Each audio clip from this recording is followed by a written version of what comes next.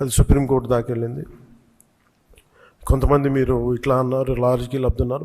మాకేం పోదు, 5 సంవత్సరాలు మేమే ఉంటాం, మాకు ఆ భయాలు లేవు. కానీ దీన్ని కరెక్ట్ చేయకపోతే ఎందుకు మాకు ఉంది అంటే దీనికి నేపథ్యం అసలు వీళ్ళని మీరు ఎగ్జామిన్ చేయాలి. ఈ సమావేశం ద్వారా ప్రజలందరూ కూడా మేము ఏం ఎగ్జామిన్ చేస్తున్నామంటే వీళ్ళు ఎలాంటి పరంపర నుంచి వచ్చారు, వారసత్వం ఏంటి వీళ్ళకి. వీళ్ళు భగవంతుడి మీద పగబట్టారు. వీళ్ళు ఏడుకొండల స్వామి మీద పగ ఉంది. అది ఈరోజు పగ కాదు, ఏం పగో నాకు అర్థం కాదు.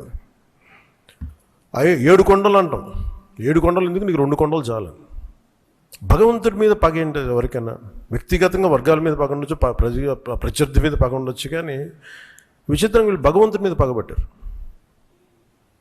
మేము ఆ కోణం నుంచి నాకు అనిపించింది దీన్ని కరెక్ట్ చేయాలి, ఇది చెప్పాలి. ఇది నేను ఎందుకంటే నేను మాట్లాడేటప్పుడు మేము చాలా ఒళ్ళు దగ్గర పెట్టుకొని మాట్లాడతాం, ఎందుకంటే వీల్ ఫేస్ ద కాన్సిక్వెన్స్ మాకు తెలుసు. ఉదాహరణకి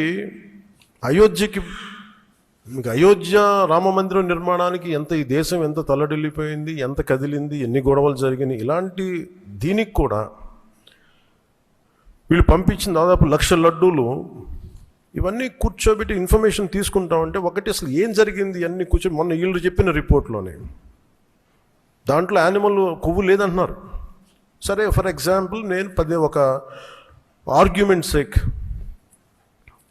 అన్ని రిపోర్ట్స్లో కూడా ఎక్కడ కూడా ఈ నెయ్యిలో నెయ్యి లేదు.